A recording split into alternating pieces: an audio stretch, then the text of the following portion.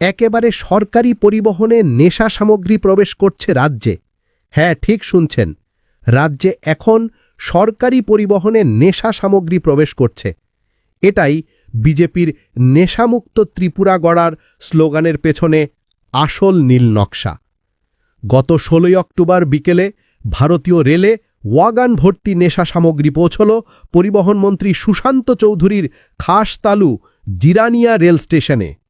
কোনো এক গোপন উদ্দেশ্যে গত ৭ বছর ধরেই গোটা জিরানিয়া এলাকা জুড়ে লাল পতাকা বামপন্থীদের নিষিদ্ধ করে রেখেছে পরিবহন মন্ত্রী সুশান্ত চৌধুরী।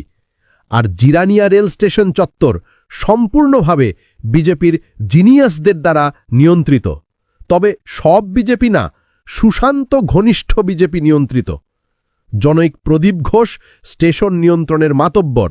সেই জিরানিয়ায় আজ নেশা সামগ্রী পরিবহনের রাজধানী।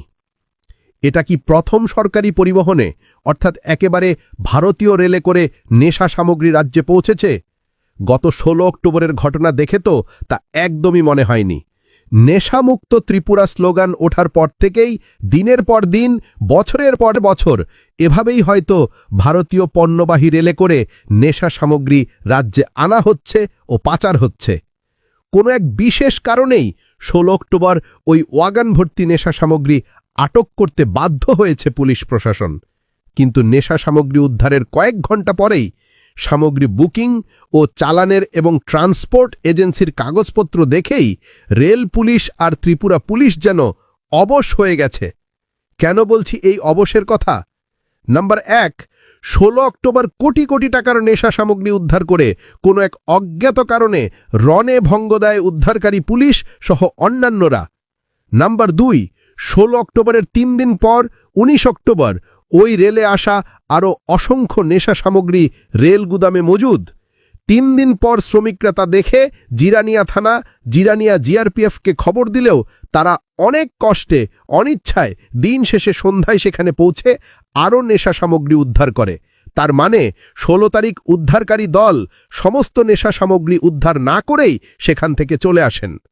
নাম্বার ৩, কোন এজেন্সির নামে ওই নেশা সামগ্রী রেলে বুকিং নিয়েছে, জিরানিয়াতে কারা সেই সামগ্রী রিসিভ করবে, সেই কাগজপত্র তো রেলের নিকট আছেই।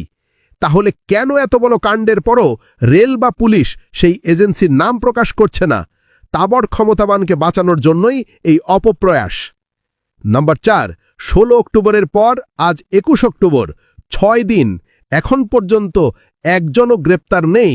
হাতের কাছে সব থাকার পরও নির্বিকার ত্রিপুরা পুলিশ, রেল কর্তৃপক্ষ, জিআরপিএফ। নাম্বার ৫, এত বড় ঘটনার তদন্ত এনআইএর হাতে দেওয়া হয়নি, এমনকি নার্কোটিক্স দফতরকেও দেওয়া হয়নি।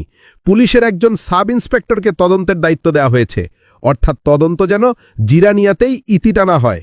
স্বাভাবিকভাবেই বিষয়টি স্পষ্ট যে নেশা সামগ্রী ধরা পড়ার সাথে সাথে উদ্ধারকারী দলের টনক নড়ে। যার নামে সামগ্রী বুকিং, সেই এজেন্সির নাম দেখে কি উদ্ধারকারী দল অবশ হয়ে গেছে, যে কারণে সমস্ত নেশা সামগ্রী উদ্ধার না করেই চলে আসতে হয়েছে। নেশা সামগ্রী আনার জন্য ও পাচারের জন্য ভারতীয় রেলকে ব্যবহার কোনো সাধারণ ট্রান্সপোর্ট এজেন্সি বা কোনো সাধারণ নেশার কারবারি করতে পারে না। ভারতীয় রেলকে এই কাজে ব্যবহার করতে গেলে প্রশাসনের উচ্চপদস্থ কর্তা ব্যক্তি, রেল কর্তৃপক্ষের লোক, রাজনৈতিক ক্ষমতাবান ব্যক্তিদের নির্দেশ ছাড়া সম্ভব নয়। তাহলে কে সেই অসীম ক্ষমতাবান? ধ্বংসের মুখে রাজ্য, ক্ষমতার দম্ভে সমাজসেবকের মুখোশ পরে যারা রাজ্যটাকে ধ্বংস করছে, রাজ্যবাসী তাদের নাম জানতে চায়। আর ভারতীয় রেল এত বড় অপকর্ম করে নেশা সামগ্রী বহন করে চুপ করে বসে আছে। ভারতীয় রেল আজ এক আতঙ্কের নাম হয়ে গেল ত্রিপুরায়। আর আইওয়াশ করতে বিজেপি প্রচার করছে মুখ্যমন্ত্রীর নেতৃত্বে নেশা সামগ্রী ধরেছে, এই সফলতার ভাঙা ঢাক পেটাচ্ছে তারা। সোর্সমন্ত্রী সুলাংশু থেকে বিজেপির আইটি সেল সকলে চুনকালি মাখা কলঙ্কিত মুখে ফেয়ার অ্যান্ড লাভলি লাগাতে ব্যস্ত হয়ে পড়লেন। কিন্তু মানুষ জানে, রাজনৈতিক কারণেই হয়তো মুখ্যমন্ত্রীর পুলিশ আসল নেশা কারবারিকে এখন পর্যন্ত গ্রেপ্তার করছে না। সুধাংশুর কথা অনুযায়ী তারাই সকল জনপ্রতিনিধিদের সমাজসেবার সোর্স। ক্ষমতার জোরে সেই নেশা কারবারি দানব এখনও ধরা ছোঁয়ার বাইরে। এখনও রাজ্যের মানুষের কাছে সেই ব্যক্তির নাম পুলিশ কিংবা রেল কর্তৃপক্ষ তুলে ধরেনি। তাতে স্পষ্ট সেই ক্ষমতাবান ব্যক্তি শাসকের অন্তরের ভেতরেই আছে, যারা প্রতিদিন মানুষকে বোকা বানিয়ে স্লোগান তুলে নেশামুক্ত ত্রিপুরা গড়ার। আর সুযোগ বুঝে বিজেপি নেশা কারবারিকে গ্রেপ্তারের বিষয়টা চাপা দিতে, জনতার আইওয়াশ করতে পরিকল্পিত মিথ্যার সফল ফানুস প্রচারে ব্যস্ত। আসলে এই নেশা বাণিজ্য চলতেই থাকবে। মাঝে মধ্যে জনতার আইওয়াশ করতে ১০০টির মধ্যে লোক দেখাতে ১০টি ধরা পড়বে, আর বিজেপি তা সফলের প্রচার করবে। বিজেপির আইওয়াশ সফলের প্রচারের ফাঁকে ৯০টি নেশা কারবারিরা সফলও করে নেবে। তবে মানুষ কিন্তু আপনাদের ছাড়বে না। সেই প্রস্তুতি চলছে এখন রাজ্য জুড়ে। কোনো দিকেই পালাবার পথ আপনারা পাবেন না। আর সরকারকে আমরা ছাড়ব না, এই সরকার আমরা চাইও না। এটা নেশা কেন্দ্র সরকার, কোটা বেশি না সরকার। চাকরি দিব ধরে কোটা খাওয়ায় মানুষের জীবন নষ্ট করতেছে। কে রাগব কে খারাপ হবো আমি চাই না। আমার ছেলে গেছে, আমি মরে যাবো, কিন্তু সত্যিটা মরে যাবো, হয়ে যাবো। চাকরি দিব ডরে এই নেশার কাণ্ড চলে দিচ্ছে। যুবক ছেলেরা যারা বুঝতেছে তারা বাচ্চাতেছে, যারা না বুঝতেছে তারা বিক্রি যেতেছে।